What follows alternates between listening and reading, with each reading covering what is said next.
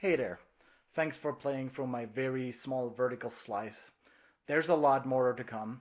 I'm also partaking in the Dream Disc game jam. Everything that I do for the Dream Disc game jam will be backported to the N64. Hopefully there will be voice recording finally. I really wanted to do voice acting for this version as well. Unfortunately, the people I wanted to work with were rather busy, and I focused on mainly on squashing a lot of bugs. There's a long list of bugs in that game. The inventory system didn't quite work out the way I wanted to. The dialogue system I'm actually currently working on because it's only January 31st, so I've got one more day while I'm recording this. Hopefully, fingers crossed, everything goes well. Um, if you want to learn more about my games and about my work in general, check out my YouTube. Bye.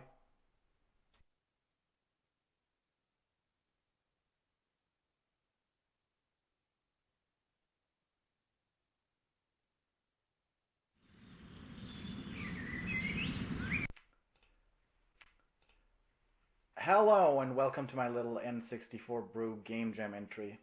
The following represents a small vertical slice of the oval cake I'd like to serve.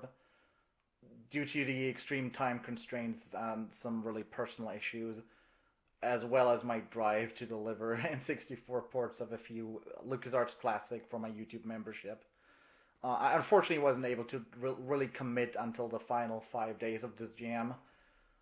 That being said, I'm partaking in another game jam after this, during which I intend to not only flesh out this game, but also introduce it to the Sega Dreamcast community. Of course, we have a lot more space on the Sega Dreamcast on a CD, so kind of hoping that I can really flesh this out. um, you will find that there's actually I did create a bit of a filler there. There's about an hour long bird music, bird sounds, just for the background title screen. So yeah, just something as a little filler. So what is Bunbrush in Operation Friendship Repair?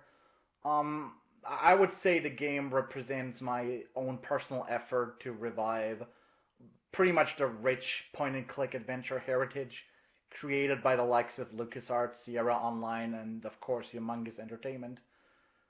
The game itself is written in what I'd call the Skunk engine. So for those asking what Skunk actually stands for, I wish I'd settled on a meaning for that particular acronym. I guess it may stand for Script Creation Utility for Nerdy Knights. The acronym is mainly a quirky nudge to LucasArts' Scum engine, of course, as well as to the fact that most of the work was done as part of a skunkwork project, and also my engine's mascot is a skunk.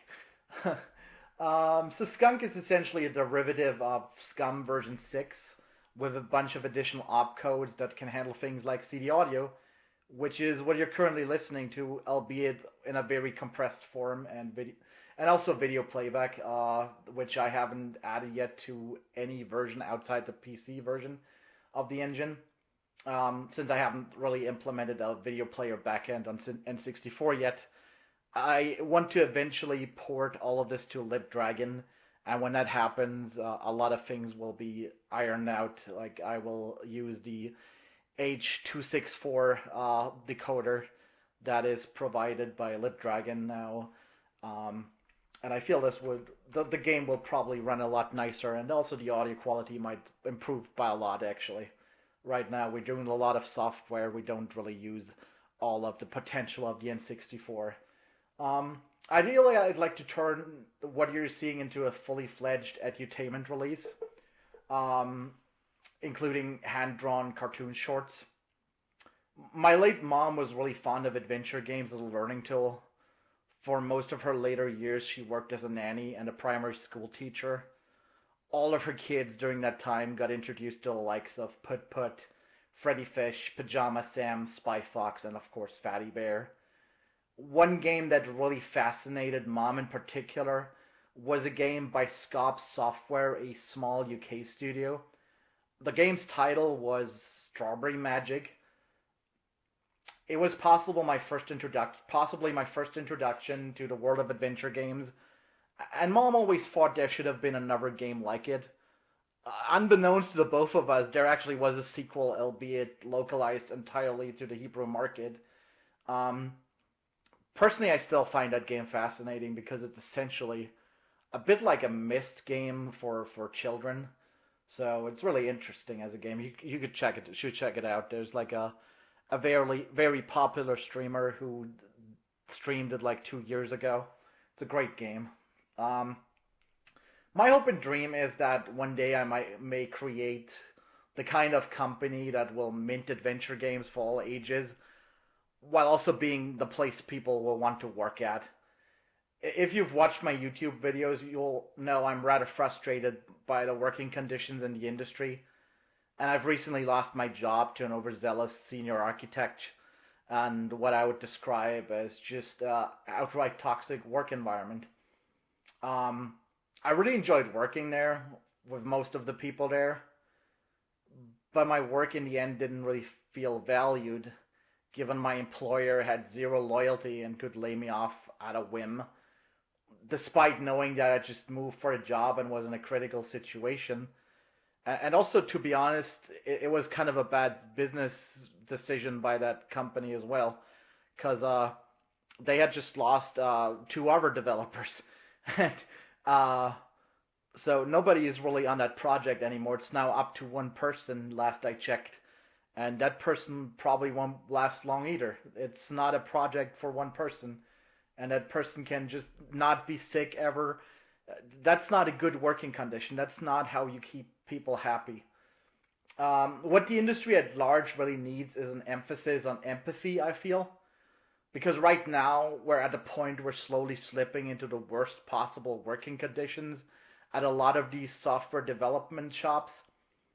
I recently read a newspaper article where it basically said that in Silicon Valley in particular, a lot of companies are now basically following a model that has already been outlawed in China, of all places.